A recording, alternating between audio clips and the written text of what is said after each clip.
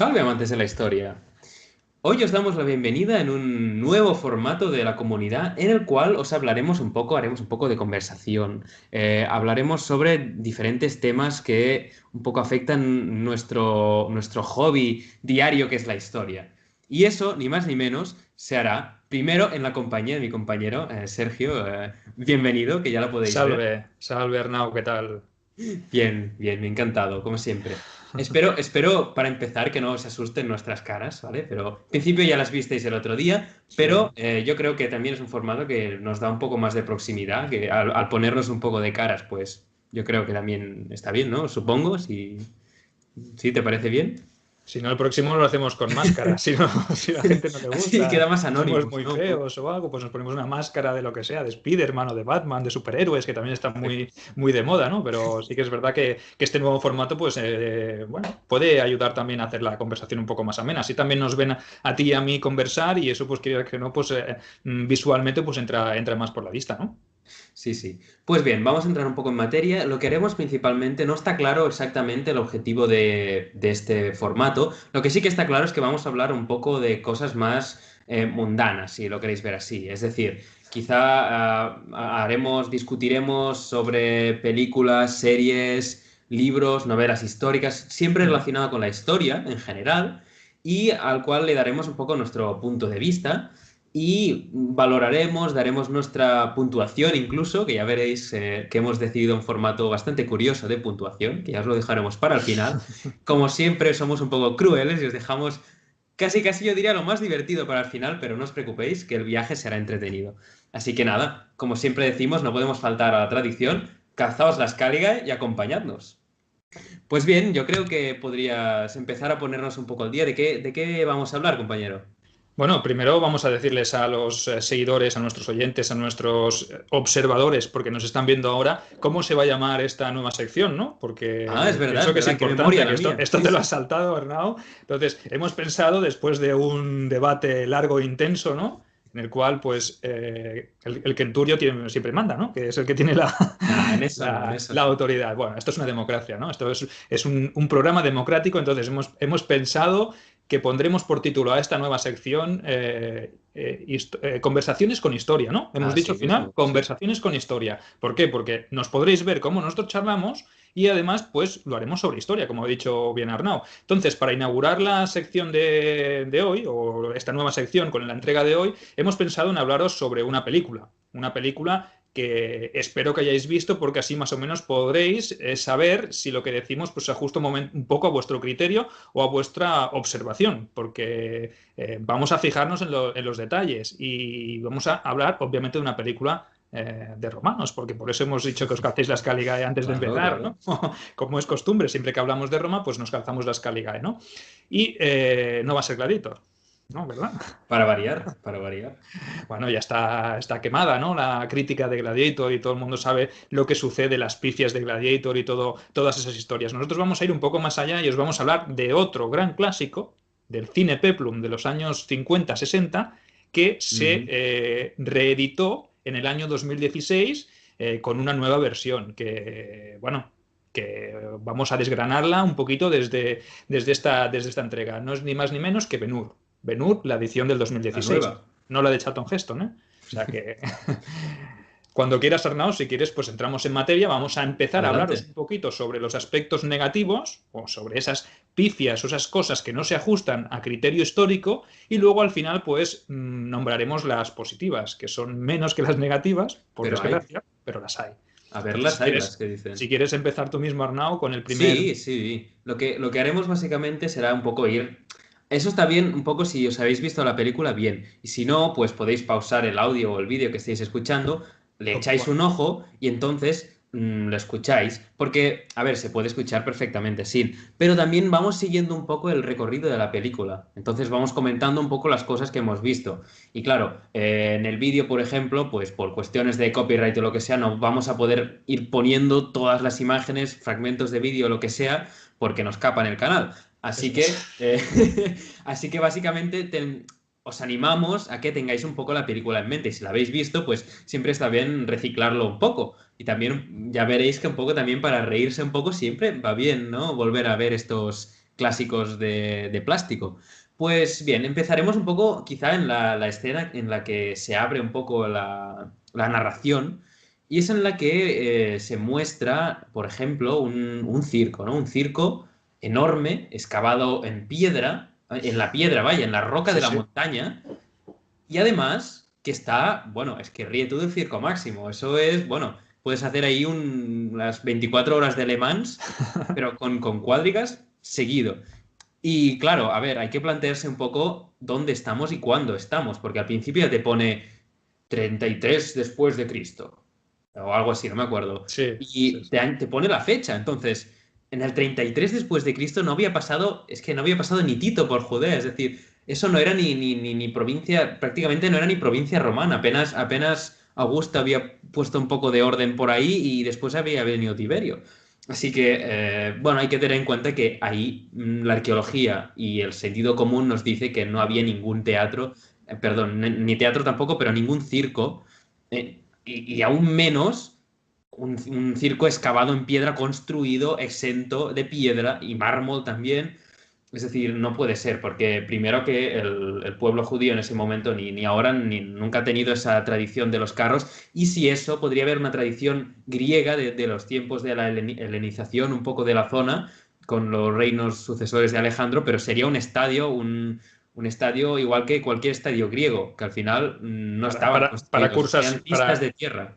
claro, para correr, ¿no? Para hacer pruebas atléticas, pero no para carros, ni mucho menos Claro, con claro. esa majestuosidad con la que se dibuja, que sí que se lo han currado mucho los Sí, hombre. productores y los guionistas y todos los que han hecho todo ese decorado, ¿no? Que obviamente, pues supongo que estará hecho por ordenador, no creo que hayan hecho una maqueta Supongo. enorme de No. ese circo, ¿no? Pero sí que es verdad que la imagen es, o nos recuerda a los tiempos imperiales en su pleno apogeo, ¿no? Y no a una Judea o una Jerusalén en este caso que no era más que en ese momento quizá un protectorado romano, con unas influencias helénicas muy bien acotadas, como tú has comentado antes, por parte de la familia de Herodes, ¿no? Que eran Ujú. los gobernantes de la Jerusalén de ese momento, que sí que estaban bajo dominio romano, pero no estaban absorbidos ni ocupados, como parece la película que nos demuestra, que hay una ocupación romana 100% allí, cuando realmente todavía no estamos en ese momento en las cuales hay presencia romana tan imponente en la ciudad, ¿no?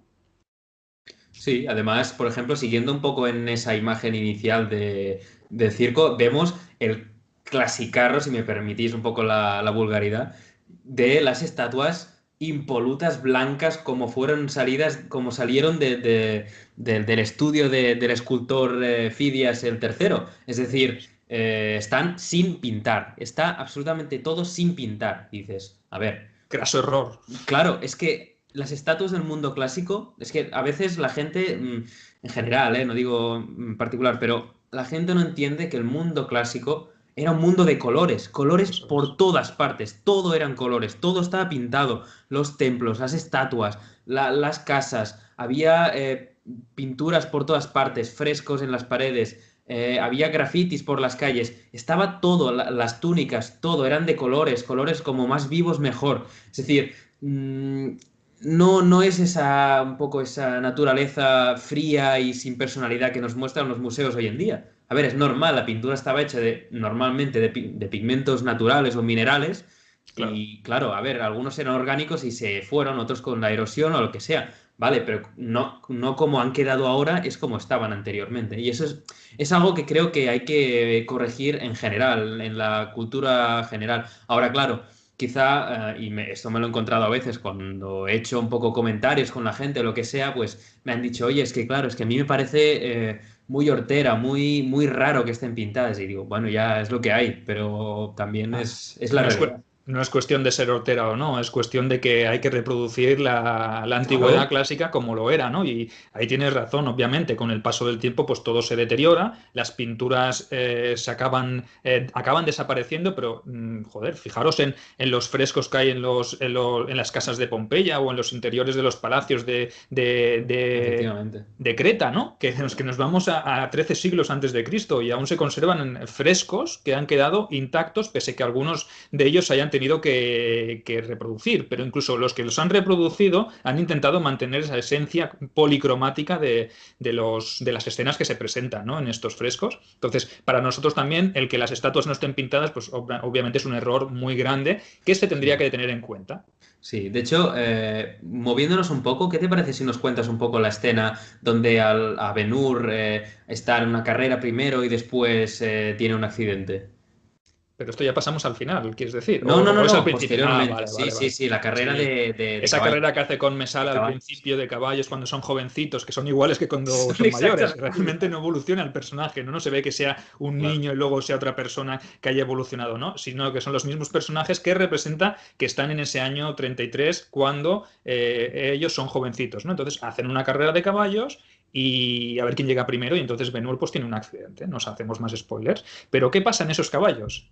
Lo que pasa en casi todas las películas de la antigüedad, y es que en muy pocas películas, por no decir casi ninguna, vemos la realidad de la manera de cabalgar en el mundo antiguo, ¿no? Y era sin estribos, porque hasta el siglo cuarto después de Cristo, incluso un poco más adelante, no aparecen los primeros estribos que se traen desde Oriente, ¿no? Las tribus de las estepas, entre ellas pues los ávaros, los hunos, empiezan a traer esos estribos que son de herencia china, ¿no? Porque vienen de tribus de más allá de las estepas. Entonces, ¿por qué en el año 33 después de Cristo aparecen de nuevo caballos con estribos? Y es que no se galopaba así, sino que se galopaba a A pelo. pelo, ¿Con sí. alguna silla de montar? Sí, es posible. Sillas de montar, sí, es posible que hubiese algo, pero no se utilizaban los estribos para galopar. Entonces, de nuevo vemos otro error garrafal poniendo a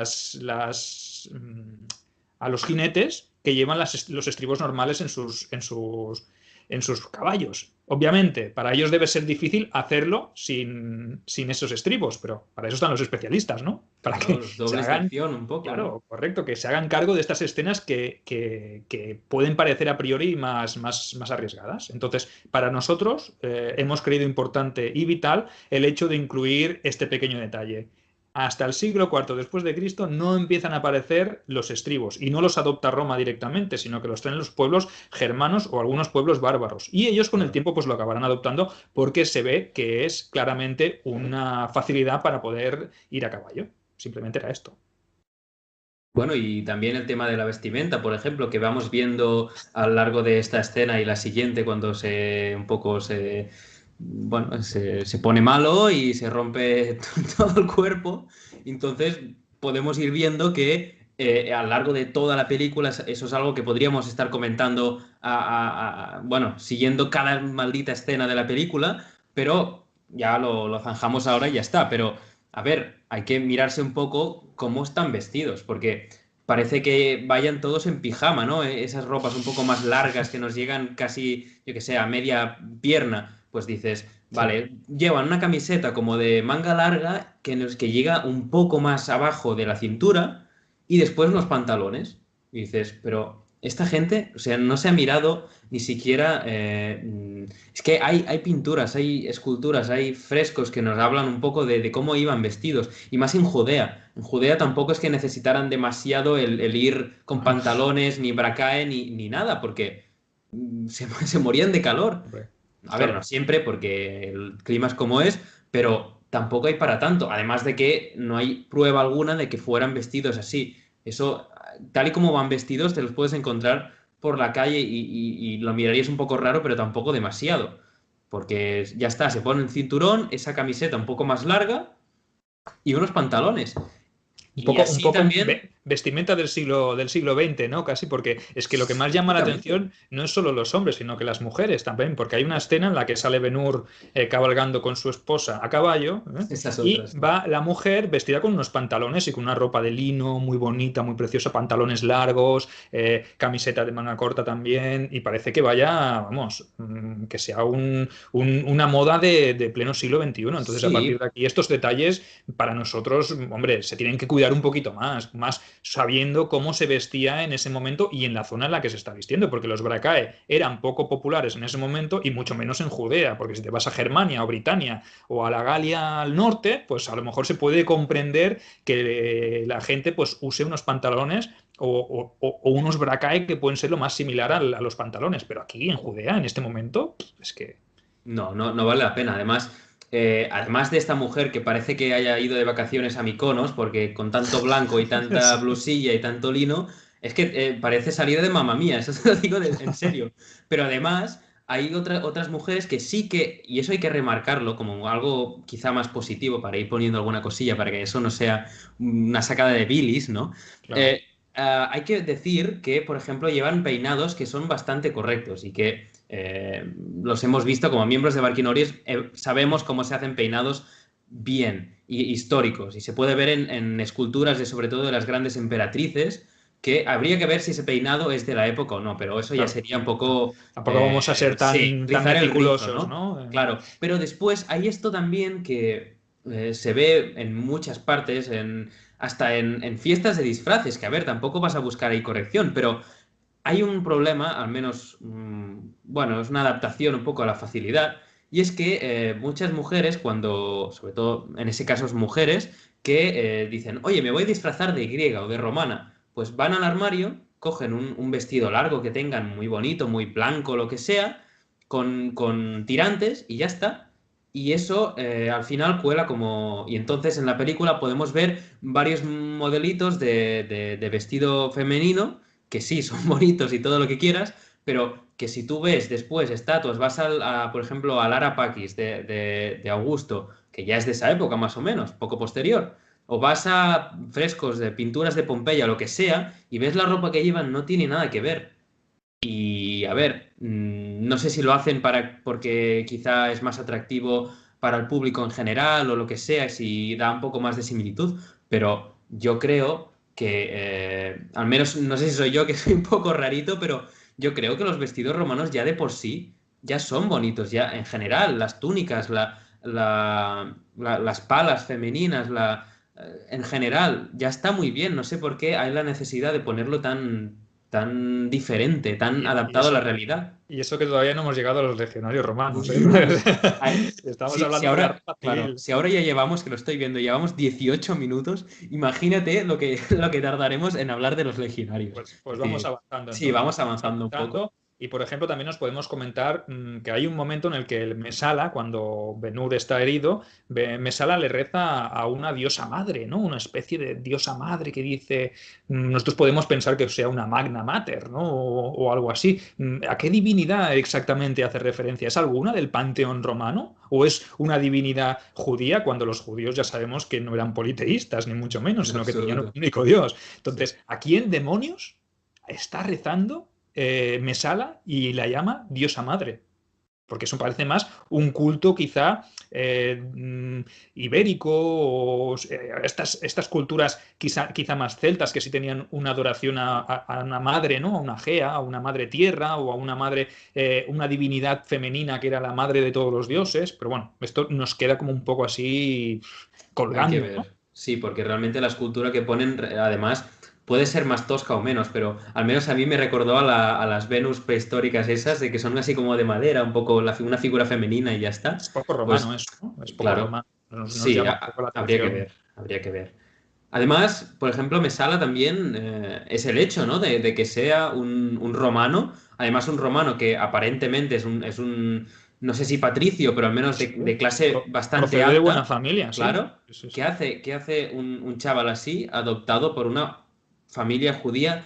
Es verdad que sería un príncipe de no sé qué, pero en realidad solía ser al revés. Es decir, que había príncipes extranjeros que iban a Roma Ujú. y entonces vivían como rehenes, quizá, para garantizar la lealtad de sus padres, pero eran ellos los que venían a Roma y eran educados como romanos para que después pudieran volver y fueran también, aparte de ser rehenes, después cuando volvieran y llegaran al trono, estuvieran plenamente romanizados porque se habrían criado en Roma y fuera más fácil adoptar los mandatos de Roma. Pero Adopta un una cosa romano, al adopta un revés, romano. sí, claro. Además, siendo de familia noble, sería Claro. prácticamente una humillación por la época este hecho. Además de que siempre había qué sé yo, algún familiar o lo que sea, incluso con esa edad que tiene, que ese hombre, ya, bueno, es más grande que...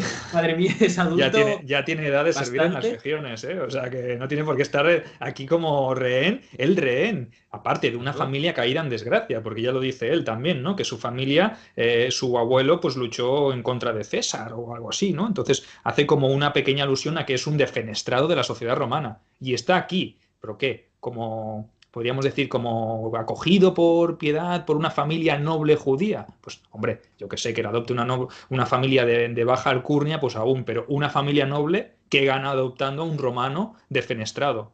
Sí, no, pero además no es Pierde, pienso yo, tanto, ¿eh? claro, pero no es tanto que quede mal o lo que no nos guste o lo que sea, sino No, que es que no es sé de qué va. para finalidad política. Es decir, una persona que ha sido criada con prácticamente el enemigo, porque al final, ¿cuántas veces se darían revueltas contra los romanos? Es decir, y después se alistaría y llegaría prácticamente, eso ya hablaremos después, pero Sí, llegaría súper alto siendo un defenestrado claro. digo, súper alto en la jerarquía militar romana. Déjame dudar. No, Déjame dudar un poco. hay muchas cosas que nos hacen dudar en estos pequeños detalles y no llevamos más que 5 minutos de película. Es que realmente son Sí, 2 horas de sí, sí. película y en 5 minutos nos hemos dado cuenta de que los guionistas no han prestado toda la atención que debieran a detalles, pues que a ojos de un espectador que va a ver una película de entretenimiento, pues obviamente no va a destacar, pero para los que son historiadores o a los que les apasiona la historia, que han leído mucho sobre Roma y que se han nutrido de cantidad de información, obviamente estos detalles ya dejan mucho que desear y hacen que la película la veas con otros ojos. Claro, es que es... Sí, bueno, pero al final, mira, estas películas poco vas a verla y es lo que recomendamos hacer, sobre todo a nuestros oyentes que sabemos que son fans, son personas un poco con cultura, ¿no? Que al menos cultura histórica, ¿no? Que saben de este tema. Si no la habéis visto, miradla, pero teniendo en cuenta prácticamente que es ficción, ¿vale? Al margen de la religión y lo que sea, pero que históricamente es ficción. Ya está, no pasa nada, pero hay que saber separar. No puedes llamarlo documental ni utilizar en ningún modo esa película como justificación para un argumento histórico. Ya está, no pasa nada, pero hay que tenerlo en cuenta. Y por ejemplo, hay otra cosa también que estaba mirando ahora, que habla después, Ben-Hur le habla a Mesala de que los romanos tienen, y cito literalmente, 359 dioses. 59, no 60 ni 50, Más, 59, ¿eh? contando a la madre tierra, la Magna Esa es Mater, o una. que también, esta la Faltan, contamos. claro, faltan 358 deidades, ¿no? Pero esa es otra, es decir, primero, ¿cómo cuentas cuántos dioses hay en una sociedad en la que prácticamente cada pueblo perdido por las montañas tiene su panteón privado? Es decir, es imposible, además del hecho de que eso ya lo hablamos ya lo hablamos en el vídeo de la romanidad, que también lo hicimos en ese formato, que claro, hay que plantearse un poco qué es ser romano, porque en esa época además en la que quizá es verdad que cuando posteriormente, Caracalla, por ejemplo, hace la Constitución Antonina y le da la ciudadanía a todos a todos los ciudadanos, a todas las personas que vivían dentro de las fronteras del Imperio Romano, entonces podrías decir, vale, ahora son romanos. Pero en el 33 después de Cristo, ¿quién es romano? Porque romano en ese sentido, un romano de esa época te hubiera dicho, es romano todo el que es ciudadano romano, el que tiene la ciudadanía. Claro, entonces restringes eso a esa gente, porque entonces, ¿qué pasa si hay un liberto yo qué sé, un liberto imperial, de estos que son, por ejemplo, no lo sé, un griego, por ejemplo, que ha sido esclavizado y después al servicio imperial y luego ha sido liberado, los típicos libertos imperiales? ¿Qué pasa? Que este hombre ahora es ciudadano porque su amo era ciudadano. Claro, es liberto, pero en unas generaciones ya no lo será. Al revés, no será liberto, pero sí que será ciudadano. Entonces, ¿qué pasa? Sus divinidades ahora son divinidades de Roma y se suman a estas. Es decir, es imposible sumar 359 divinidades. Es imposible contar cuántas había, porque primero hay que dejar claro que es ser romano, y eso aún hoy en día es muy difícil de decir.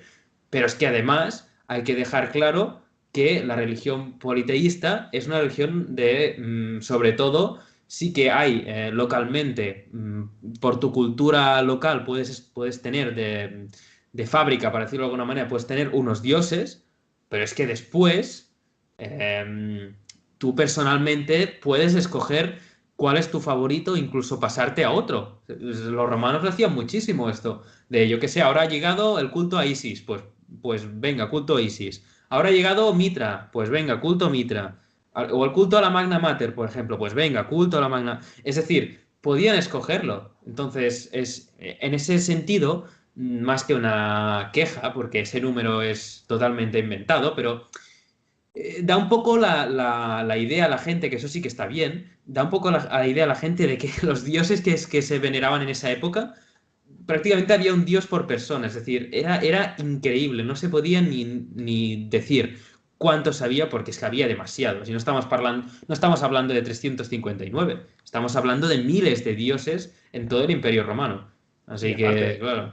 llama la atención el detalle de que sea un judío que tiene un único dios el que le diga a Mesala que los romanos tienen ¿Cuántos hay? 359 dioses. Sí, sí. Un tipo que no cree en el politeísmo, ¿no? Porque solo cree en un único dios. Pero bueno, este es un detalle que ya os ha explicado muy bien Arnau y que os ha hecho aquí una reflexión y que os invita pues a que reflexionéis también vosotros, a que os preguntéis si es verdad que se podían contar o no se podían contar. Lo Mm. único que, claro, que nos llama la atención el detalle tan preciso de divinidades en un mundo en el que los dioses quizás se contaban a miles, ¿vale? Como ha dicho Arnau. Entonces, si os parece, pasamos al siguiente punto, porque me parece, Arnau, que al ritmo que vamos a tener que dividir Esto este va- programa en 2 o 3 entregas, porque Ya nos vamos a ves. alargar muchísimo, ¿eh? Pero bueno, vamos avanzando poquito a poco y cuando creamos que ya nos hemos excedido en el tiempo, porque tampoco queremos hacer un vídeo muy largo, pues cortaremos y haremos una segunda entrega, si te parece, porque si no, Sí, yo creo que va a ser perfecto. lo más lógico, ¿no? Bueno, pues continuando, pues hablamos sobre un momento en el cual se habla de Persia en el siglo I. Persia. Esa Vaya. Persia de Aqueménide. Bueno, O sabemos que sí. Aquemérida o Sasánida, pero No, entre claro. medios no puede ser. Eso sí iba a decir, porque sí que sabemos que avanzado el Imperio Romano sí que volverá a aparecer otra dinastía persa, la sasánida, pero entre medio de esa Aqueménide y sasánida hay un periodo en el cual se engloba el tiempo en el que estamos o en el que se está desarrollando esta película, que el Imperio persa es el Imperio parto. Entonces, Claro. o son partos o son persas. Lo que no puede ser es que no cuidemos estos detalles que son simplemente una palabra y documentación, porque toda película que se precie a nivel histórico debería tener por lo menos algún tipo de asesoramiento histórico. Y esto un Claro. historiador o una persona que haya leído, ya no nos pedimos que sea un historiador, sino una persona con una mínima formación o una mínima lectura, sabe de sobras que el imperio persa en el siglo I, segundo, no era imperio persa, sino que era el imperio parto. Obviamente son dinastías, porque los sasánidas será otra dinastía persa que se hará con el control del imperio parto, pero bueno, no dejan de ser diferentes. Entonces eso es lo que a nosotros nos ha llamado un poquito la atención, ¿no, Arnau? Sí, sí, sí. Además, déjame un poco romper una lanza a favor de los asesores históricos que sé que quizá alguno nos está escuchando, que ha participado como asesor en cualquier parte, pero también hay que decir y hay que reconocer, aparte de que, para dejar un poco claro que tampoco estamos criticando porque sí. Y es verdad que y yo también he hecho en mis cosillas, he asesorado alguna, sobre todo la creación de algunos videojuegos o lo que sea, pues. Es ¿Ah, sí? verdad que ¿Cuál? como ¿Cuál? ¿Cuál? no, Va, ilústranos. no han salido aún, de momento Ah, son vale, solo vale. proyectos, Pero son pero históricos, son sí, históricos. ya avisaré si salen Genial. finalmente. Lo Pero pondremos aquí en exclusiva, ¿no? Lo presentaremos en exclusiva en el claro, canal claro. Criófilos. Genial. Pues sí, eso que decía. Entonces, hay que también tener claro que el productor de cine en ese caso tampoco te va a dar la razón siempre, no te va a dar siempre bueno, su beneplácito, ¿no? Decir, vale, eso y lo otro. Y el productor dice, vale, vale, encantado, no sé qué. Venga, vamos a hacerlo ya.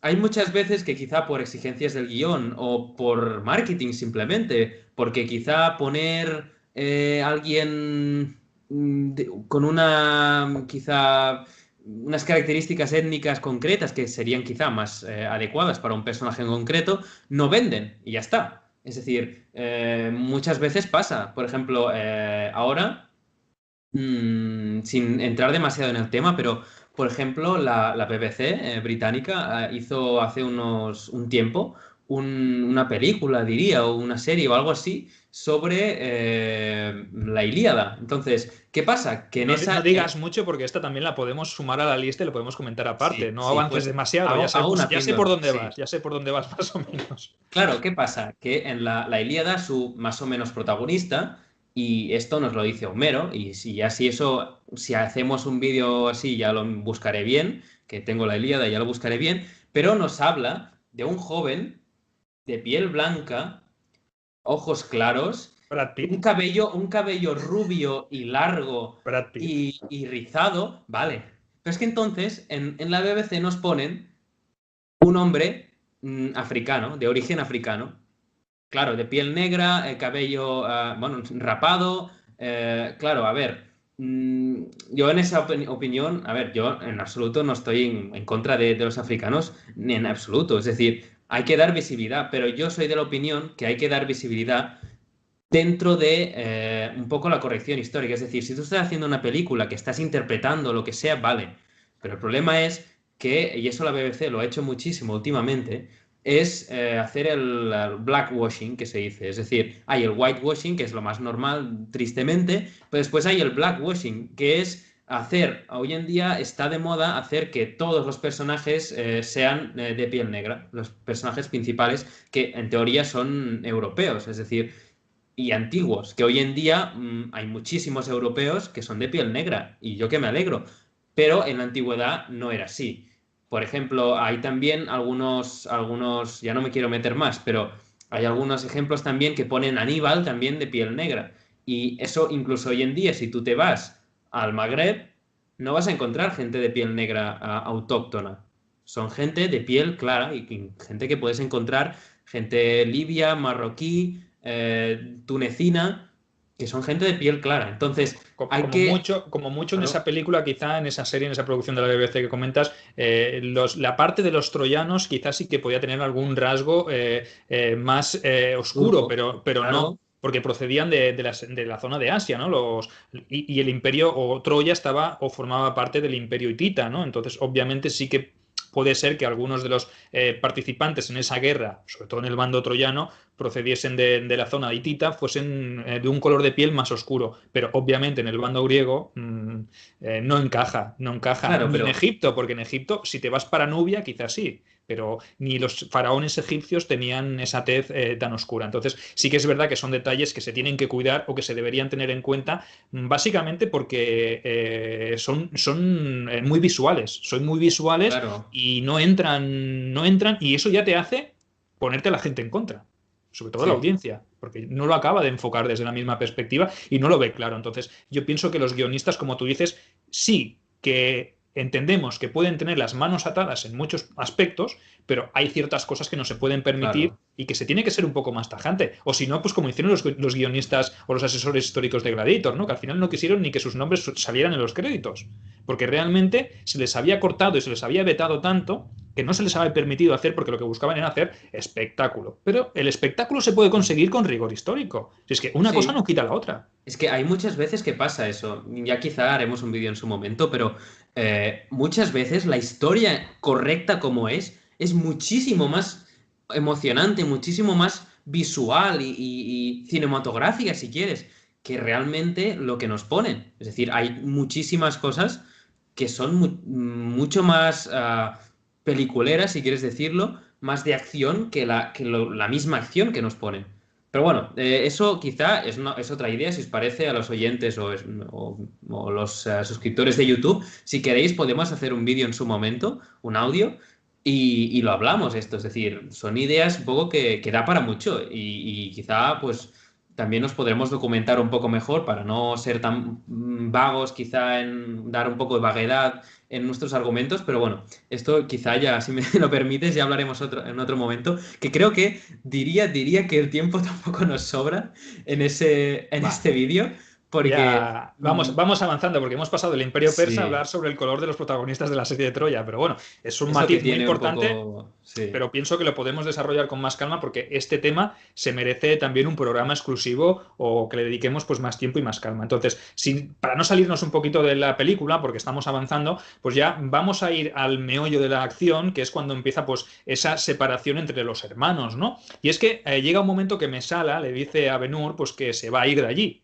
Se va a ir de Judea porque él se siente romano, obviamente, se siente que no pertenece al lugar de Jerusalén, que sabe que es un chaval que ha sido adoptado, entonces él busca sus orígenes, y sus orígenes son servir al emperador, irse a servir a Roma. ¿Y qué le dice entonces Ben-Hur? Le dice que si quiere trabajar para esos asesinos. O sea, se lo dice a él, que es un romano. O sea, que, hombre, la frase es un poco Sí, fuerte, ¿no? Dura de decírsela a un romano, llamando a sus iguales, a sus conciudadanos, llamándoles asesinos. Entonces, ¿qué? Si él se va a servir a Roma, también será un asesino. Le está llamando asesino en su cara.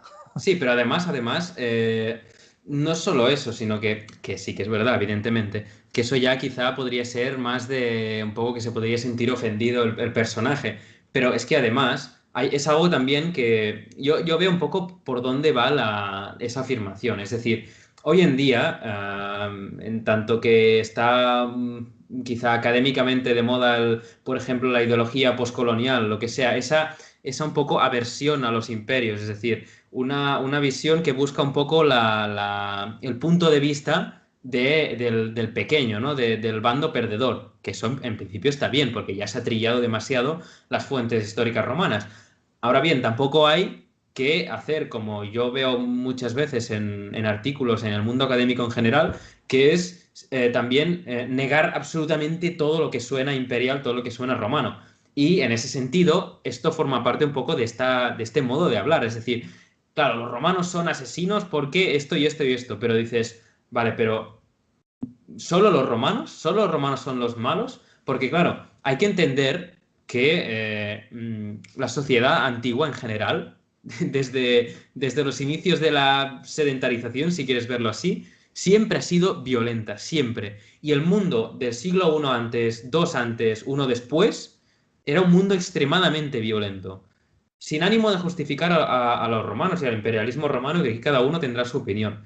Tiene sus cosas malas, sus cosas no malas, si quieres decirlo así, pero el problema está en que hay esa visión de que es el romano opresor que viene aquí, pero hay que tener en cuenta también que estos judíos de esa época, sin hacer extrapolación alguna a la actualidad, tenían su comportamiento violento, extremadamente violento. Había, por ejemplo, los celotes, los sicarios, esa gente que eran radicales, eran lo que hoy llamaríamos un radical religioso, un terrorista, lo llamaríamos hoy en día. Y era una sociedad extremadamente violenta, que estaba todo el día con esas disputas, había asesinatos todos los días, como los había en todas partes del Mediterráneo. Entonces hay que entender que el Estado romano lo único que hizo fue ser demasiado o demasiado eficiente en lo que hacía, pero simplemente hacía lo mismo que hacían el resto de gente de todo el Mediterráneo, que es Bueno, lo mismo que hacían los griegos matándose entre ellos. Lo mismo que hacían los egipcios también, invadiendo, desinvadiendo todo el pero rato. es que los propios judíos, 30 años después, ¿qué iban a hacer? ¿No? Que iban a protagonizar uno de los Claro, claro. capítulos más sangrientos con su gran revuelta, ¿no? Que obviamente era para sacudirse el control romano, pero sabemos que dentro de esa gran revuelta judía, entre ellos mismos, pues se pasaron a cuchillo sin Claro. piedad. Quiero decir que a partir de aquí no es que sean unos asesinos los romanos, sino que en aquel momento, pues todos o el comportamiento normal de la sociedad de la época, pues era violento. Entonces, a partir de aquí se puede entender. Con la frase de que ¿por qué vas a servir a esos asesinos? ¿Qué estás tratando de exculpar y decir que los judíos no se comportaban de manera violenta o no hacían las cosas mal? Obviamente, aquí pues se ve un poquito ese matiz antiimperialista y antirromano pues que se quiere dejar reflejado y obviamente, sí, aquí vamos a mantenernos fieles a lo que fue el guión original de la película de Ben-Hur de Charlton Heston, ¿no? Obviamente, los romanos eran los que estaban ocupando Judea. Pero bueno, pero es que ocupaban Judea como ocupaban otros sitios. Y si los Claro. judíos también hubiesen asimilado la ocupación romana, no todos los judíos estaban en contra de la ocupación romana, porque había muchas élites, sobre todo élites, que sacaban beneficio de la política de Roma. Y además sabemos que en este momento los romanos no imponían su religión, no imponían su cultura, sino que se trataba de una asimilación. Obviamente pedían el culto al emperador, pero bueno, Pero eso para dentro una de todo lo sociedad que se podía politeísta pedir. no era nada.